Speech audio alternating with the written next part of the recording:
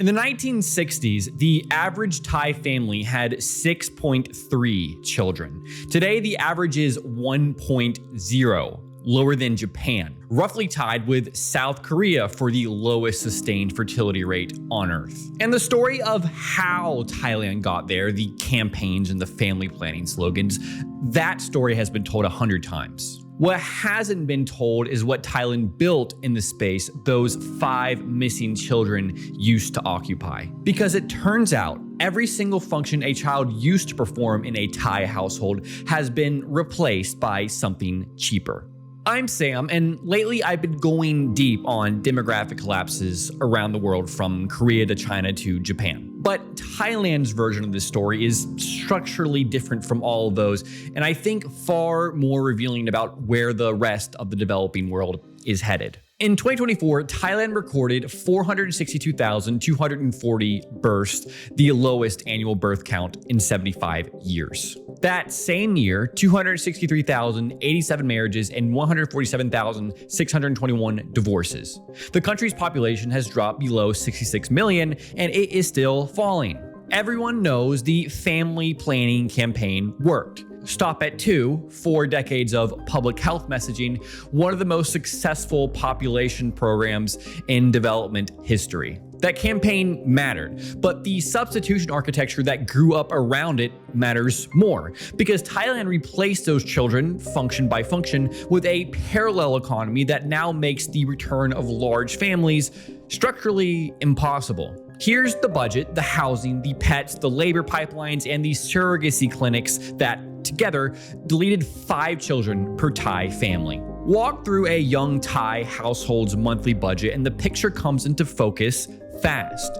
Thai household debt sits at 90.8% of GDP, one of the highest ratios in Asia outside Korea. A 2024 survey by the University of the Thai Chamber of Commerce put average household debt at 606,378 baht. That's an 8.4% jump year on year and the highest figure in the 16-year history of the survey. Bank of Thailand research shows that roughly 69% of those debt accounts are pure consumption debt. Personal loans, credit cards, not mortgages or business credit. And the profile of who holds this debt is telling. The typical Thai debtor is 25 to 35 years old, carrying 3 loan accounts on average, with 32% carrying 4 or more. That age band, 25 to 35, is exactly the age band that in any other era would be the prime parenting years. After car installments, Thailand is a car loan economy, credit card minimums, and repayments to the government student loan fund, the monthly surplus that once would have funded a first child simply does not exist. Now, layer on the cost of actually raising a child. Bank-affiliated financial planners put the minimum lifetime cost of raising one Thai child at 1.5 million baht. The middle path, Thai private school plus tutoring, runs 2 to 3 million baht. The competitive Bangkok path with international school from kindergarten through Matayom reaches 4.3 to 6.5 million baht in school fees alone before any overseas university. And then there's the cram tutoring industry, the thing that distinguishes the Bangkok middle class from its Vietnamese or Filipino counterparts. Our blocks at established tutoring schools run 2,600 to 3,500 baht. Teenagers shuttle between fluorescent lit classrooms around Phaya Thai and Siam Square on weekends, often bussed in from upcountry. A Thai language pon tip thread crystallized all of this into a meme that roughly translates to, if we're talking about the investment case for a child, you are bankrupt before you've even calculated the NPV or IRR. The child has become a capital project and is competing against every other line item in the household budget. The money that would have funded children went somewhere. A 2023 CMMU survey of over 8,000 Thais found that 49% identify as pet parent, treating the animal as a child, with another 34% in the pet prestige category that uses the animal for status display. The self-identifier on Thai social media is dog slave or cat slave, worn with pride. Pet parents spend an average of 14,200 baht per animal per year. The Thai pet economy is projected to reach 66.748 billion baht, growing at 8.4% annually, outpacing the broader consumer economy. By 2020, Thailand counted roughly 9 million owned dogs and 3 million cats. The cat population has grown fourfold since 2019, scaling perfectly with Bangkok condominium living. A 30 square meter studio in On Nut can house a cat. It cannot house a child. An urban creature analysis in 2023 laid out the comparison explicitly. A dog costs 600 to 10,000 baht per month. A cat, 350 to 2,600 baht. A Thai child, 3,000 to 20,000 baht per month before any schooling, and 1.5 million baht as the lifetime floor. The pet is a rationally chosen substitute, and Bangkok has been rebuilt around it. Pet hospitals now offer physiotherapy and pet psychology. Community malls advertise pet-friendly access. A New Na newspaper column flagged that in your average soy, you now see dog strollers more often than baby strollers. And the housing infrastructure reinforces this at every level. Bangkok developers since roughly 2014 have systematically shrunk the standard one-bedroom unit from 35 square meters down to 26 or 28 square meters, keeping the entry price around the 2 million baht mark as land prices climbed. The market responded to rising costs by shrinking the living space and pricing the family out entirely. Bangkok's housing stock has been optimized for 2 adult households with no children. The wage market has been optimized at the same speed for the dual-income consumer. And the concentration of land ownership underneath all of this is extraordinary. A NES-DC study estimated that the top 1% of Thai landowners hold approximately 16 to 17% of all titled land, and the top 10% hold roughly 62%. The top 1% of Thais hold roughly 56% of national wealth. About 3 million rai of titled urban adjacent land sits idle, held speculatively. This distribution has barely shifted in a century. The historical Thai escape valve from urban pressure was always the same. Return to family land in the village and raise children there. That escape has itself been sealed shut. Roughly 15% of Thai households nationally are now what researchers call skipped generation households. Grandparents living with grandchildren while the parents work in Bangkok or abroad. In Isan, that figure rises to about 40% of households with children. Mahidol University researchers recorded grandmothers in Roy Et budgeting around irregular remittances. Sometimes 1,000 baht, sometimes 2,000. 2 grandchildren under one roof. Sometimes not enough to feed them. The next generation of would-be Thai parents grew up watching that. And a recurring line on Pon Tip and Thai social media translates to, "I do not want my child to suffer the way I did."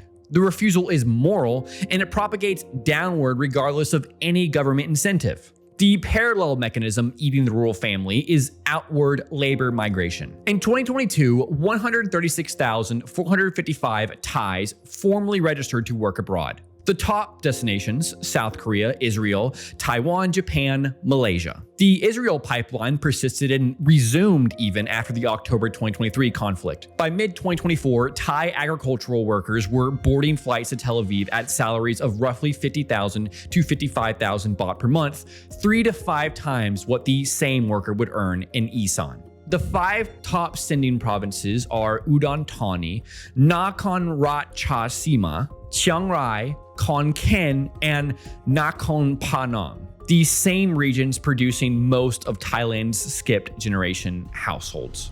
The fertility consequence is structural. A 28-year-old man from Sakon Nakhon leaves on a 5-year contract, sometimes renewed twice, and returns to Thailand at 38 with the family mortgage cleared and no further children. One daughter in Taiwan, earning 50,000 baht a month, has economically replaced what 4 children at home used to provide. Shorter timeline, higher reliability than the old system of children caring for parents in old age. Then there's the sandwich generation. NESDC analysis estimates roughly 4 million Thai households now fit the definition. A 35-year-old supporting grandparents in their 80s whose savings were destroyed by the 1997 crisis and again by COVID, parents in their 60s with no formal pension, and their own actual or hypothetical child. Many young Thais, looking at their parents being crushed by elder care, refuse a first child rather than become the next generation's carrier. This is the sharpest of the structural ironies. Thailand has 115 facilities providing assisted reproductive services and performs roughly 20,000 IVF cycles per year at about $4,000 per cycle, a 5 times cost advantage against the United States. In 2023 alone, 754 surrogacy cases were officially approved. After China relaxed the one-child policy in 2015, Chinese origin surrogacy demand surged into Bangkok, layered on top of the pre-existing Australian and European pipeline. The drivers are specific. Persistent preference for gender selection through pre-implantation testing, restricted in mainland China but accessible in Bangkok, inadequate domestic clinic capacity given the post-one-child cohort suddenly trying to conceive in their late 30s, and the cover of going to Bangkok for a wellness trip. In March 2024, the Department of Health Service Support announced a draft amendment that would explicitly reopen commercial surrogacy to foreign commissioning parents. With Thai births collapsing below 500,000 per year against 800,000 plus deaths, the country needed to formalize foreign surrogacy access. Thailand would become a reproductive services exporter precisely because its own people are not reproducing. Academic fieldwork documents that the same Isan women who could not afford additional children of their own are paid to gestate other countries' children, often after embryo transfers performed in Phnom Penh or Vientiane to navigate jurisdictional gaps. Demand for Thai reproductive capacity exists, it just does not come from Thais. South Korea has spent roughly $270 billion on pronatal incentives over the past 2 decades, with no detectable rise in its fertility rate. Hungary's tax exemptions for mothers of 4 have nudged its rate by perhaps a tenth of a child.